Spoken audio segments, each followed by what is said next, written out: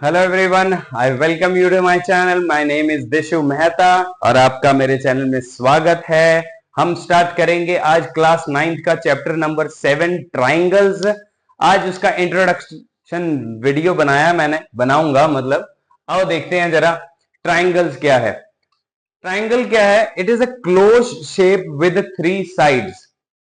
Close shape with three sides, right. ये तीन sides को मिला के एक क्लोज शेप बनता है। अब ट्राइंगल्स को दो तरह से डिवाइड किया जाता है, राइट। एक तो एंगल के थ्रू और एक साइड्स के थ्रू, राइट। एंगल के थ्रू जैसे acute triangle, right angle triangle, obtuse triangle. Sides के बिहाफ पे हम बोलते हैं equilateral triangle, isosceles triangle, scalene triangle. आइए मैं बताता हूं पहले क्या है एक्यूट ट्राइंगल। जिसमें एक्यूट एंगल्स कौन से होते हैं? Less than 90, right. जिसमें एंगल सारे के सारे 90 से नीचे होंगे, जैसे 40 हो गया, 60 हो गया और 80 हो गया। 60 प्लस 40 100 प्लस 80 180। सम 180 के बराबर होना चाहिए, बट सारे के सारे 90 से नीचे हैं तो एक्यूट ट्राइंगल हो गया। राइट एंगल ट्राइंगल में इज लाइक एक एंगल 90 डिग्री का हो गया, राइट, तो वो राइट एंगल ट्राइंगल हो गया। ऑब्ट्यूज में इज लाइक ऑब्ट्यूज एंगल कौन से होते हैं? जो 90 से बड़े होते हैं, लाइक दिस। अब जैसे इसको 110 डिग्री बना दिया तो it is like more than 90, right. So ये हो गया ऑब्ट्यूज ट्राइंगल। इक्विलेटरल ट्राइंगल पे बात कर लेते हैं। इक्विलेटरल ट्राइंगल होती हैं जैसे जिनकी तीनों साइड्स इक्वल होती हैं। आइसोसेलेस में क्या है? जिसमें दो साइड्स बराबर होती हैं। स्केलियन में क्या है? जिसमें तीनों साइड अलग अलग हैं, राइट। ये 2 है, ये 3 है, ये 4 है। It is like this way. इसमें 3 3 5 हो गया, इसमें 3 3 3 हो गया। तो इक्विलेटरल में तीनों साइड्स बराबर, आइसोसेलेस में दो साइड्स बराबर, देन स्केलियन ट्राइंगल में तीनों साइड्स डिफरेंट हैं। इसके बाद आ जाती है कॉन्ग्रुएंसी, जो इस चैप्टर में हम लोग पढ़ेंगे, राइट। उनके लिए क्या क्राइटेरियंस हैं? पहले कॉन्ग्रुएंसी का मतलब समझते हैं। कॉन्ग्रुएंसी का मतलब होता है shape and size are same, जिसका शेप और साइज बिल्कुल सेम है। जैसे कि ये ट्राइंगल है और ये ट्राइंगल है, ये दोनों सेम है, बिल्कुल शेप में भी सेम है और साइज में भी सेम है, राइट। ये नहीं है कि this triangle is equal to congruent to this triangle, हम ये नहीं बोल सकते, क्योंकि ये दोनों सेम है, शेप में भी सेम है और साइज में भी सेम है। जैसे ये 3 है, 3 है, 3 है, तो वो भी 3 3 3 है, राइट। अब किन क्राइटेरियन की वजह से हम इनको बोलते हैं? जैसे कि एसएएस होता है side angle side, side angle side. Triple S होता है साइड साइड साइड। ए होता है एंगल साइड एंगल। एएस होता है एंगल एंगल साइड। आरएचएस होता है right angle hypotenuse side, right. ये सारे क्राइटेरियन हम लोगों को इस चैप्टर में पढ़ने। ये देखते कॉन्ग्रुएंसी कैसे है। एसएएस, दो ट्राइंगल ले लेते हैं, जैसे ए बी सी ले लिया, राइट। इधर डी ई एफ ले लिया, क्लियर। ऐसे एस साइड बोल रहा है, एक साइड दूसरी साइड के इक्वल होगी। फिर एंगल बोल रहा है, ये एंगल इस एंगल के इक्वल होगा। Then another side, this angle this side के इक्वल होगी, right. A B is equal to DE and angle B is equal to angle E, B C is equal to E F.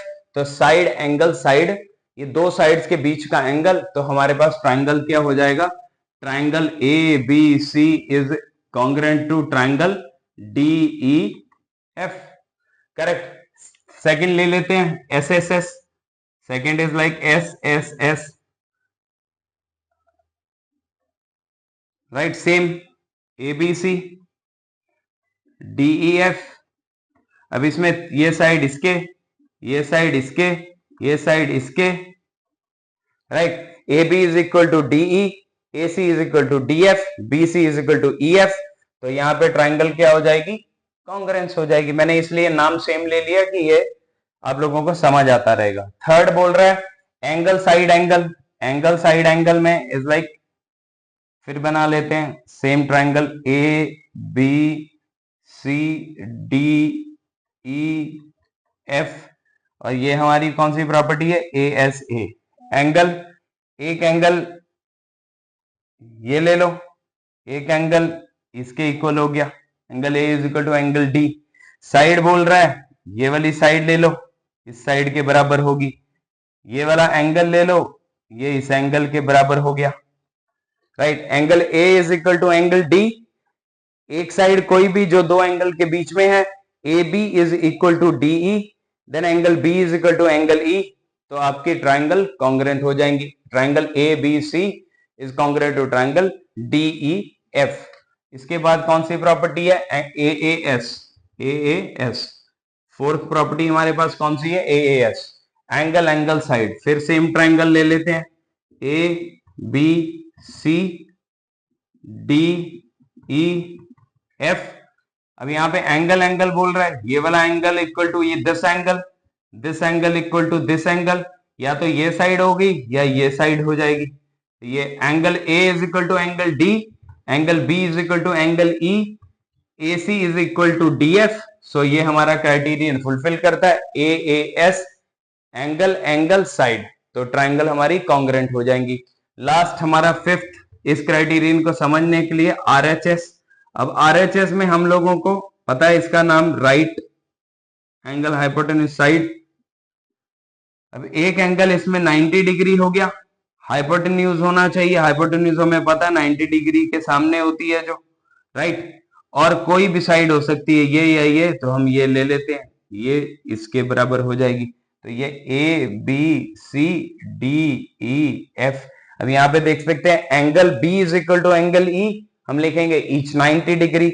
A C is equal to D F, hypotenuse है, this is B C is equal to E F, that is base. तो ये criterion भी fulfil होता है, तो ये triangle congruent हो जाएगी। इसके बाद क्या है, जैसे हमने अभी पढ़ा S S S S S, A S A S, R H S, right. इसके बाद एक और है सीपीसीटी। सीपीसीटी क्या है, corresponding parts of a congruent triangle. अब जैसे हमने एस के थ्रू ये ट्राइंगल कॉन्ग्रुएंट प्रूव कर दी, ये एस साइड, ये एंगल और ये साइड प्रूव कर दी। अब हमें अगर प्रूव करने को बोला कि AC is equal to DF कर दोगे, तो आपको क्या कैसे करना है, तो हम ये कह सकते हैं, अगर ये लिखेंगे तो यहाँ पे हम कर सकते हैं AC is equal to DF और ब्रैकेट में लिख देंगे CPCT। CPCT मतलब कॉरेस्पॉन्डिंग पार्ट्स हैं किसके, कॉन्ग्रुएंट ट्राइंगल के। हम लोग ऑलरेडी ट्राइंगल को कॉन्ग्रुएंट प्रूव कर चुके हैं, और हम उसका कोई भी पार्ट या कोई भी एंगल कॉरेस्पॉन्डिंग पार्ट उसका हम इक्वल प्रूव कर सकते हैं, राइट। ये क्राइटेरियन यहाँ पे ओके है। लास्ट पार्ट है इंट्रोडक्शन का, ये देखते हैं कुछ प्रॉपर्टीज हैं। प्रॉपर्टीज ऑफ, जैसे पीछे थी SAS AAS, तो उस तरह से ये अलग प्रॉपर्टीज है। Angle opposite to equal side of an isosceles triangle are equal. अब वो कह रहा है कि जो एंगल हैं ऑपोजिट साइड के, जैसे ABC, AB is equal to AC, AB के सामने वाला एंगल और AC के सामने वाला एंगल, AB के सामने एंगल कौन सा है, एंगल C, AC के सामने कौन सा एंगल B, तो ये भी इक्वल ही होंगे।